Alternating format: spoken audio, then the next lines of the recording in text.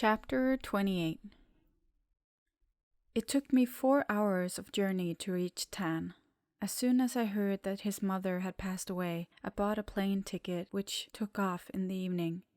I lost my time traveling to the airport, taking a cab to the bus station and waiting for Anand to pick me up and bring me to the house of Tan's mother. By the time I arrived at the final destination, it was 9 p.m. "Looks like you missed the funeral players, Doc." Anand looked at his watch. Thankfully, Anand volunteered to drive me as he had no other urgent business to tend to today. Furthermore, he wanted to pay respect to Tan's mother at the funeral as they used to know each other. The house of Tan's mother was a big 2-story, half-timbered house. In front of the house was a pole tent. A coffin and picture of Tan's mother were on the front porch. I looked at the quiet, solitary funeral, only a handful of guests still sitting and chatting in the dining area. Not many attended the funeral. They're all afraid of Tan. Even though the case against him was dismissed, people's opinions are hard to change. Anand shook his head and sighed. Mr. Odd's in critical condition, and both of his sons are gone. Tan only had his mother left, and now she's also dead. Poor lad, he's got no one left. A sudden quake shook my mind violently, and there was an uncomfortable tight feeling in my chest. Anand patted my back and led me to the coffin, which was decorated with white flowers. I kneeled down and handed a box of incense to Anand. I lit an incense stick in my hand and raised my hands to pay respect to the deceased. I set my mind on sending her soul to a better place in her afterlife. "Bun!" Tan's voice called out to me from behind. I turned to him, slowly rising up, and walked towards him. Tan, dressed in a shirt and black trousers, his hair long and unkempt. His face looked worn out more than I'd ever seen him, and he was looking at me nervously. "I'm sorry for your loss," I said. "You didn't have to come all the way here, actually," Tan said. "This is nothing. Do you want some porridge? I'll bring you some." I shook my head and raised my hand to touch his arm. "Can I talk to you?" Tan eyed me silently for a moment before turning back and walking away. I followed him until he stopped in the dark area behind his house. Tan turned to me. "What's the matter?" I didn't know how to put my thoughts into words. The guilt was suffocating me. Why have we barely spoken to each other? I knew what he had been through during his absence, but this stupid sentence still managed to escape my mouth. Tan frowned. "My mum was very ill earlier, and I'd been busy. Sorry I rarely called you." I felt a pang in my chest at his coldness. Tan didn't seem happy at all to see me. "But you shouldn't have disappeared like this. I was worried. I didn't know what had happened to you." Tan sighed and looked away. "Actually, there's another reason you might not know. It hurts, you know. Every time we talk, knowing that we would be nothing more than acquaintances." Tan turned back to face me. "And on top of that, the man that you want wasn't me. Look at me right now. You'll be better off if I'd just back off." I looked down at my feet, utterly confused. I just didn't want our relationship to be exposed to those risks. Because I loved him, wanted to be with him forever. It was what I intended to do, but I ended up hurting him in the most torturous way. I only cared about what I wanted. Never once had I thought about what he wanted. He probably wanted me to be there for him, to give him moral support and will to fight with all these ordeals. I was too selfish. I slowly stepped closer to him. "What am I afraid of?" A voice from the other side began to enforce its power over my mind. "Why don't I just do what I want to do right now? Fuck everything. The two of us will go through this together. What are you afraid of, Benegit? What are you afraid of?" "I don't want you to cry alone. Not anymore." My voice rang out in the midst of silence. Tan raised his eyebrows and stared at me, stupefied. What do you mean? Can I stay here, right here by your side? I lifted my hand to cradle his face. We'll get through this together. I'm sorry my fears hold me back before. I'm sorry I was selfish. I'm so sorry. I love you, Tan.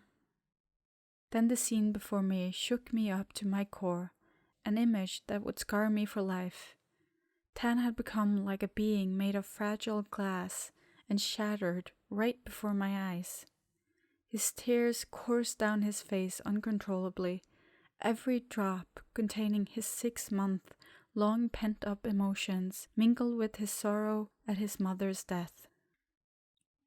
Tan had no one to confide in since everyone around him hated and feared him. I held him in my arms as he rested his forehead on my shoulder, sobbing like a little boy. Mom, Tan said in tears, why did you have to die? I've got no one left. How can I live without you? I rubbed his back, trying to console him despite the tight feeling in my own chest. You still have me, do you hear? If you leave me, I've got no one else. I don't want to live anymore if that's the case. I looked up at the night sky, all the while rubbing his back. Cry it out, just let it all out. You don't have to keep it to yourself anymore. I'm yours. We simply stood there for a long time. By the time he began to calm down and pull himself together, it took quite a while. Finally, Tan backed away from me. I could feel that my shoulder was covered in wet tears. I reached out to comb through Tan's tousled hair. Your eyes are puffy. I'm sorry, Tan sniffled, taking a deep breath to calm his mind. I couldn't help it. Should we head back to the funeral? I pointed at the direction of the house, in case more guests arrive. I held his hand in mine and pulled him with me. There were still some guests talking to each other. Some of them started to leave the ceremony. I let go of his hand and walked straight to an empty table on which used plates and glasses of water piled up. I stacked the plates up and turned to Tan, who was standing there watching me. Where should I put these? In the basin over there. Tan pointed at the black plastic basin on the ground outside the tent. I put the stack of plates in it as instructed and turned around to look for something that I could help with. Annan approached me. Are you heading back to sleep in downtown? I'll drop you off. No, I'll stay here for the night. I turned to smile faintly at Annan, who had a perplexed look on his face. You mean stay here with Tan? Actually, I haven't asked him yet, but I'm sure he'll let me. Thanks for the ride. Annan scratched his head. Okay, call me if you need anything then. Sure. I bid him farewell in Thai style. After Annan left, I was busy stacking plastic chairs, wiping the tables, collecting trash bags, sweeping remnants of ash from incense that had fallen on the front porch.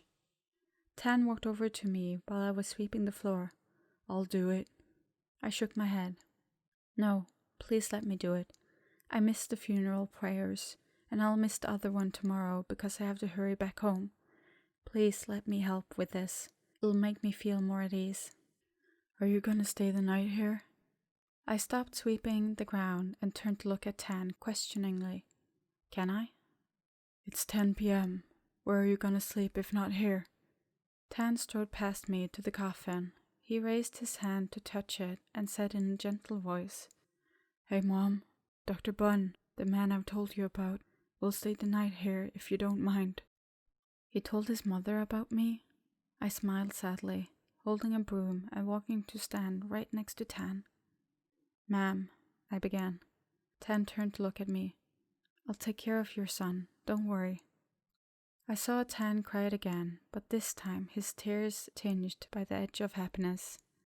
After we had cleaned everything up, Tan took me to the second floor of the house, which consisted of 2 rooms.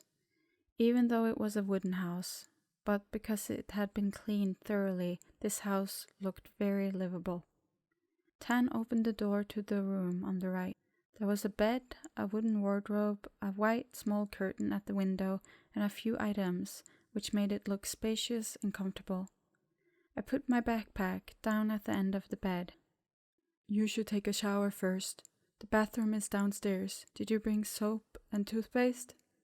Yeah, I did. I opened my backpack, pulling out my clothes and portable toiletries that I like to pick out of random hotels. Luckily, the air wasn't chilly at this time, so it wasn't that torturous taking a cold bath from a large earthen jar. I returned to my room, dressed in a white t-shirt and grey, comfortable shorts. I saw Tan sitting on the bed, his eyes taking in a photograph in his hands. I sat down beside him and leaned in to look at the photograph.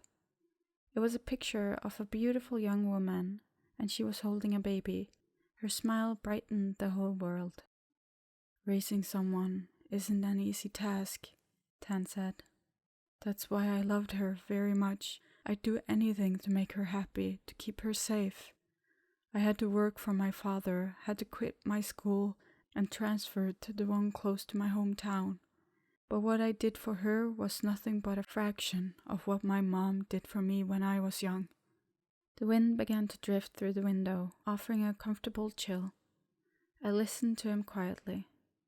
Even though I've been called a bastard son, my mom had never made me feel like I'm inferior to anyone. I don't know how she did it. She was the kindest, the greatest, the most beautiful woman I've ever seen. Why did she have to meet this cruel fate? Why did she have to leave me? Tan tucked the photograph into his breast pocket and held it there. I squeezed his hand, which was resting on the bed. The fate wasn't cruel. She's lucky, actually, since she had such a dutiful son like you. Tan smiled thinly and turned to look at me. You make me feel much better by saying that. You know that? That's good. Clear your head and let's get some rest. I take it you haven't slept for days. Bun. I could feel a deluge of emotions in his gaze, a mixture of sorrow and happiness all at once. Can I ask you something? I'm scared that this is just some kind of misunderstanding, but are we together yet? I went still for a while. Do you want us to be? You're not afraid of all those obstacles anymore? Fuck all of that. I said I was sorry for being scared earlier. I threw myself onto the bed. But we both ended up miserable. You know, for me, you constantly pop in my head, and it made me feel lost. It's like something is missing in my life.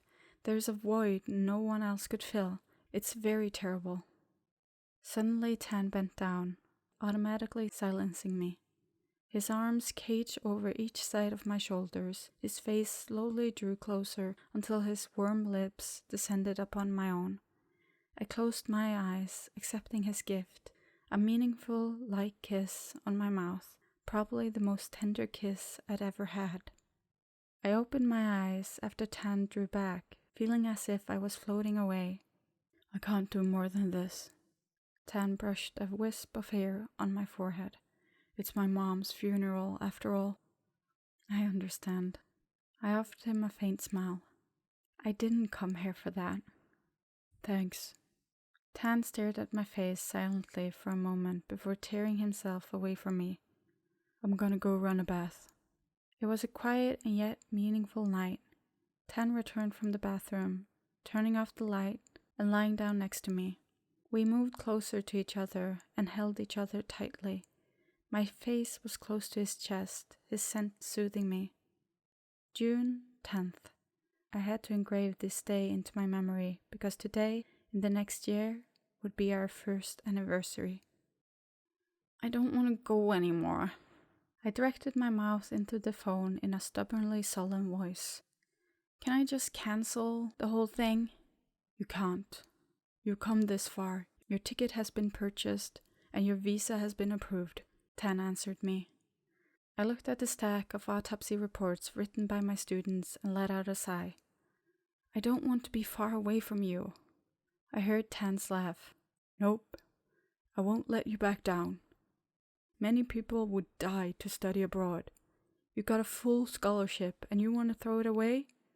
What would other professors think of you? If I go, I won't be able to see you for years. We could see each other on a video call. It's not the same.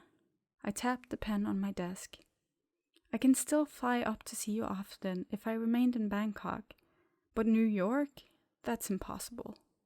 Bun, may I say something? What? You've gotten cuter. Your tone of voice, even your way of speaking. I stopped short. What's the difference? I noticed a female professor, a senior who also was sitting in the room, glanced at me with a hint of a smile. I didn't know what I looked like when I was talking to Tan on the phone, but other people could probably tell that I was talking to my boyfriend. I avoided her eyes and spoke quieter. So, are you gonna be here on Saturday at 10:30 a.m., right? Yeah, I've got a lot of stuff. It's okay. My car isn't that small. We should be alright. I looked at my watch. I have a dissection to perform. I'll call you again after work. Okay, I miss you, Bun. Tan ended the call, and 3 weeks later we were officially dating. I needed to return to my duty as a professor in Bangkok, while Tan still had unfinished business to deal with at home. Tan intended to sell both his house and his mother's to pay up the debt, and use the money to start his new life, which was in a state of disrepair. This Saturday he was coming to stay with me temporarily in Bangkok. Everything was getting better. There was one problem, however. In the next 2 months, I'm going to grad school in the United States. So we were trying to find mutual ground to preserve and nurture our relationship. Tan suggested that we shouldn't fade away from each other, and I was sure I could do that. I had this urge to talk to him all the time. I had no idea why I wanted to tell him everything, every detail in my life. His voice was like heroin. I had a need to hear it every day. I became drunk on the euphoria just thinking of his face. I'd take him to the restaurant at the mall, to the famous candy shop he had never been to. I'd buy the ingredients to cook for him at my place in the evening, praying that Tan would be impressed with my hospitality and reward me afterwards. I shook my head at my lecherous ideas before packing my stuff up and heading for the autopsy room. There are 3 people who are interested in my house, and only one from my mom's. Tan looked at his phone while he was chewing. One guy offers me 2 million baht. He said if I say yes, he'll take it. I'm thinking hard about it. Isn't that offer a bit low? I ladled more homemade crab fried rice from the pot into the dishes, which went great with the spicy chicken soup the way Tan liked it. We were sitting in the kitchen of the small residence reserved for medical professors in the hospital.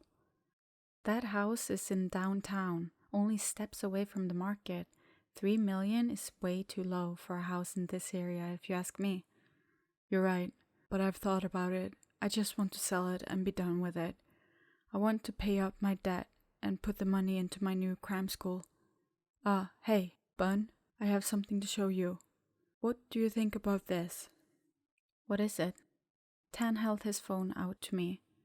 I took hold of the phone and saw an advertisement for tutor courses in Bangkok, enormous font saying, Cram School by Teacher Tan, with Tan's picture plastered next to it. I made a face at the text format. It looked kind of sloppy to me. I spent all night doing this. What do you think? Do you want to enroll in my courses after seeing this? This kind of design wouldn't be able to attract students in Bangkok. I returned the phone to him.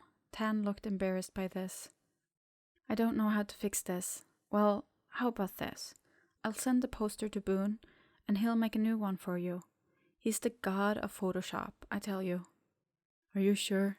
I don't want to bother him. Tan protested nervously. He'll do whatever I ask him to. It's no bother. Thank you. Tan smiled broadly.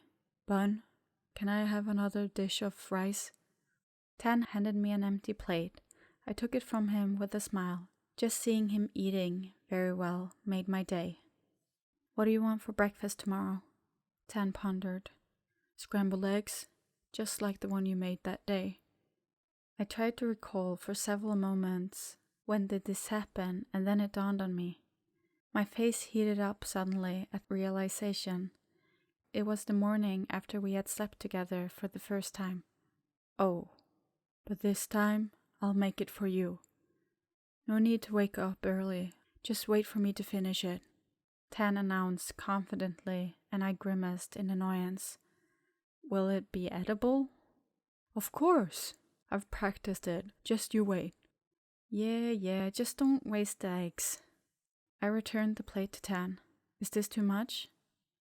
Not at all. I need energy. This is going to be a long night. Tan winked at me. I looked at him, stunned, and then hurriedly looked another way. I tried to hide the fact that I also needed something from him as well. But if you're tired, it's fine. I understand. You're getting old. I frowned. How's 31 considered old? We'll see who the lousy old man is. Tan feigned a pained expression. I'm afraid you wounded my pride, and you need to be punished.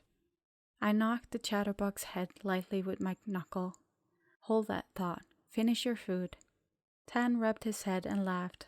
Come to think of it, doing it in the kitchen isn't such a bad idea. Wanna try? Oh, he's good. He always made me run out of verbal reprimands.